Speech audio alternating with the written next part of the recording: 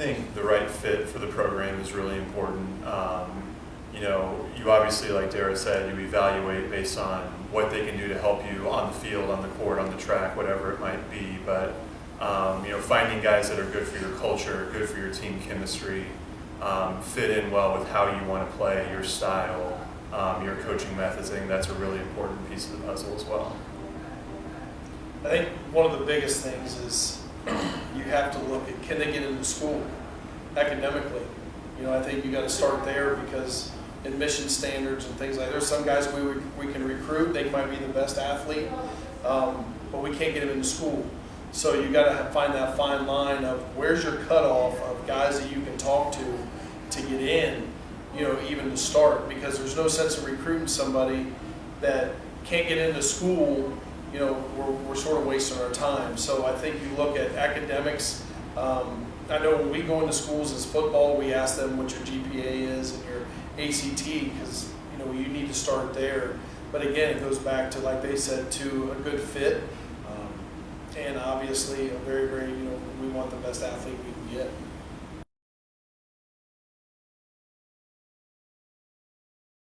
In terms of like recruiting aspect, I've told previous, you know, athletes that I've gotten to know, emailing just to get that initial.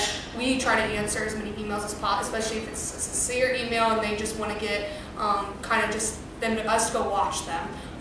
But I think, along with Connie too, is cell phone. Once we get that initial interaction with that recruit, I think cell phone would be the best way. We found text messaging is the best right now to even, you know, back and forth, just because I think that's just the generation now. So I'm also over with text, but cell phone would probably be number one. Cross-country track side, I don't think it's necessary for you to pay for a recruiting service. I think that an email coming from you is going to have just as big of an impact. It makes it look like you as an athlete are more interested in us than just trying to find anybody that wants you, type of thing. So in my opinion, email, phone call, text, any way that you can get a hold of us, just you have a real genuine interest.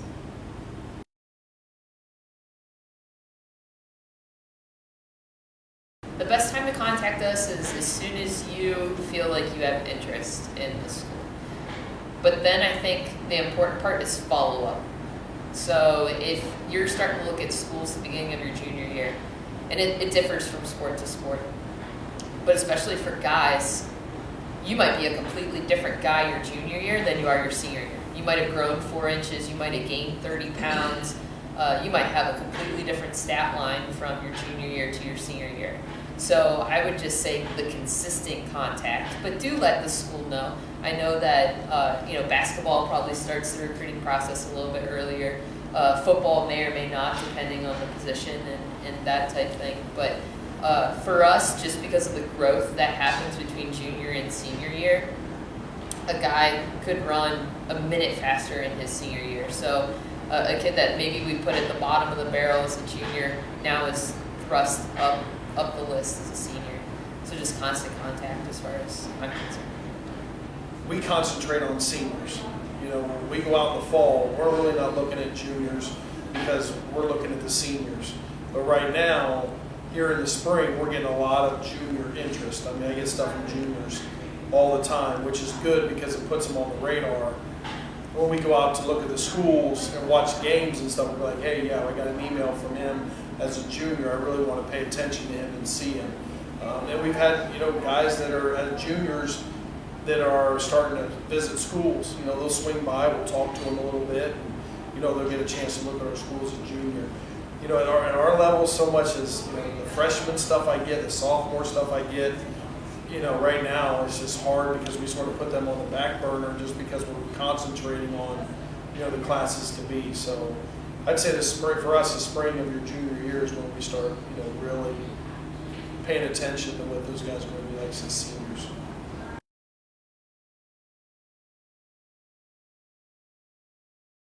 Yeah, we've all got smartphones, so I mean we're pretty accessible. The only thing that I would add to that is I don't like it when a recruit's texting me and I know they're in school or could be in class, and I try very hard not to communicate to recruits during the school day. So I do a lot of communication like late afternoon, 3 o'clock and after, into the evening, all the way up to 10, 11 o'clock at night. And I think that would vary from coach to coach depending on bedtime.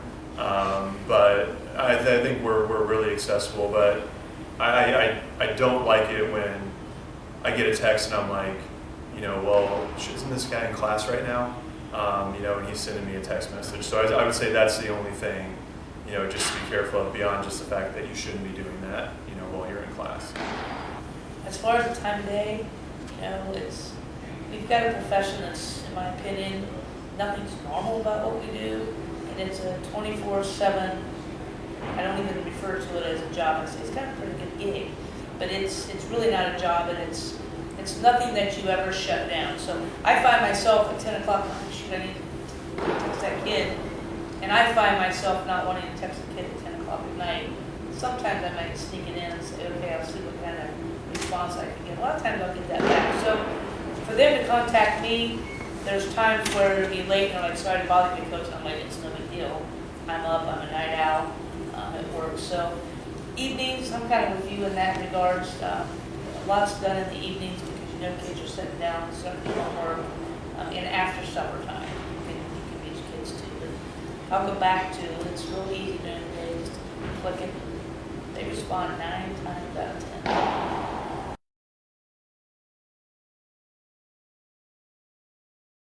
Follow-up, the consistent follow-up. We have some girls that will just tell us on a weekly basis kind of what's going on with them in terms of either their travel team, their school ball team, stuff like that. I feel like that's a real big interest that we see from them, just keeping us updated in the loop. And that they want to be on campus as much as possible.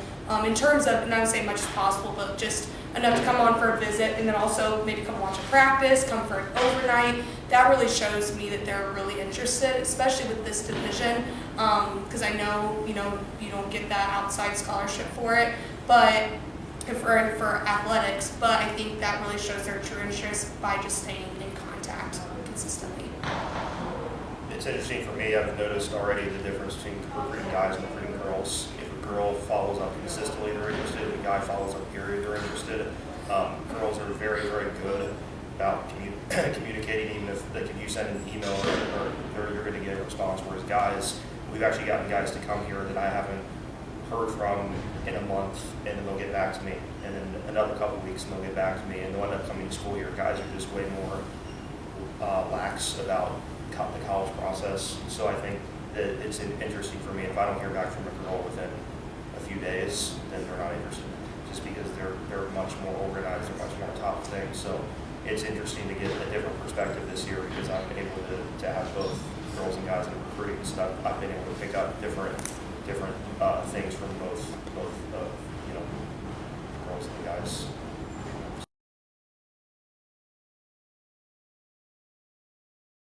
Telling you everything. So that's kind of me. I like to watch the leadership piece. How are they treating their teammates? I always like the interaction between coaches and players. How are they handling the coaching piece of that? When they come out of the game, do they stomp out? There's all those little things, other than the basketball piece of it, the talent itself, but it's just kind of trying to read those people. Would they fit in to your program? And I've walked out of gyms before.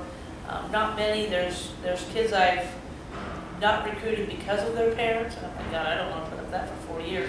And then they go and beat me for 4 years, but I didn't have that parent I had to worry about either. But so there's a lot of different dynamics as you're going through it, and you kind of figure out what you like and what you don't like.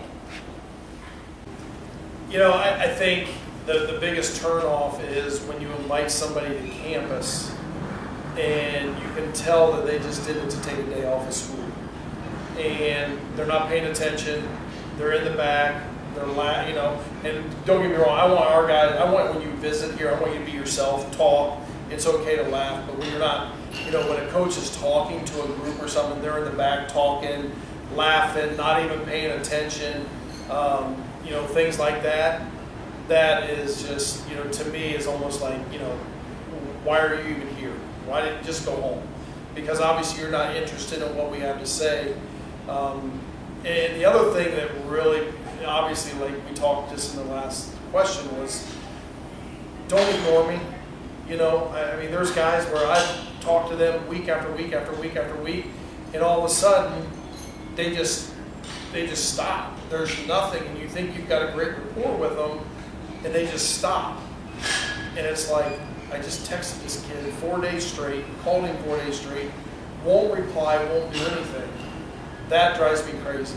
Just tell me, hey, you know, either my financial aid wasn't very good and so I have to go somewhere else, or I'm going somewhere else, or, you know, hey, I visited so-and-so yesterday and I think I'm going to go. Just be honest. It drives me crazy when guys just stop all communication. I mean, it's just be honest with me, and, you know, when you go somewhere, make sure when you're visiting, make sure you're involved and you really will act like you want to be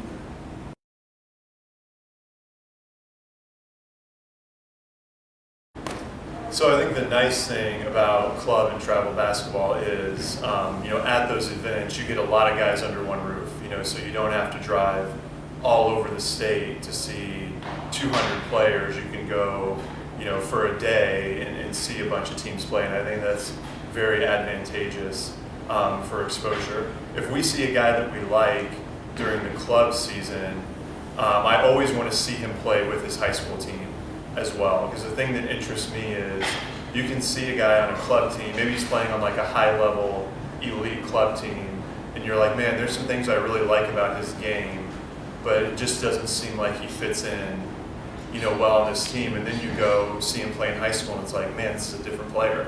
You know, now he's the leader, he's the guy, the leading scorer, whereas he was just kind of playing a supporting role on a club team. And that can work both ways too, where someone's not playing on a very good club team, you're like, man, that guy's pretty good. Then you see him on his high school team, and you're like, you know, something doesn't line up there. So we always try to combine both. I think, like I said, the good thing about the travel season is you get to see a lot of guys and kind of put a lot of names on your list, and then you start to narrow that down as you see their high school season as well.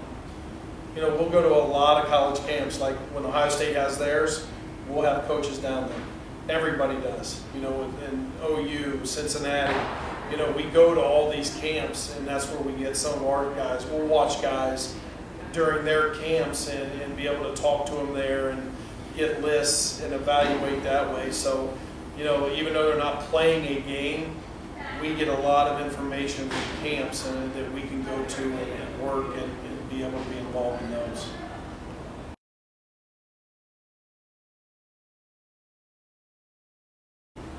During the season, we basically practice between 4 and 5 days a week, including competition. So we never have practices longer than 2 hours. My total time commitment is between 10 and 13 hours a week. We'll just go real quickly on this. We have a very short fall season, just literally a little over a month. And we only can go 16 dates that we're allowed to play. And we have 1 day we're actually allowed to compete against other teams. So I would say roughly on a weekly basis, that was like for those 8 to 10 hours, not even maybe in that fall season a week. And then we get into our off season, and that's where we have just open workouts. And where the girls work out probably 3 days a week, and they hit on their own. They also work out, and that I would say that's probably 4 to 6 hours per week. It's more their time to really focus on school, but also their time to, you know, work on what they need to work on. Then once you get into regular season, we go 6 days a week. And game days are very lengthy, since we play 2 games every competition, so we do double headers. So it ranges, it could be all the way up to a 12-hour day because of traveling, warming up, all that. So it can range for those athletes up to like 20 plus, more than that, even more. It just depends. So it can get pretty, because again, your schedule goes crazy, and of course we're determined on weather, so the weeks can get a little nuts. So other than that, it just increases but in the fall and the off season, it's lighter, much lighter for the athletes, and that's their time to really make sure school's in check. We try to really, you know, put that as a priority, along with the whole rest of the year. But that's a good time for them to really get focused, I should say.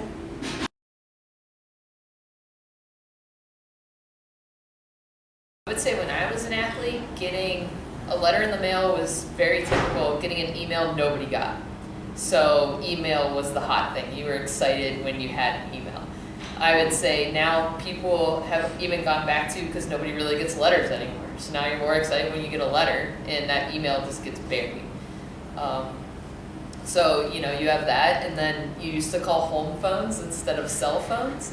So there were a lot of times where you had more interactions with the parents, and the parents would make you call the coach back, or the parent kind of had that interaction where now you don't see as much parental interaction, and it's more sometimes you have athletes visit and the parents didn't even know they came.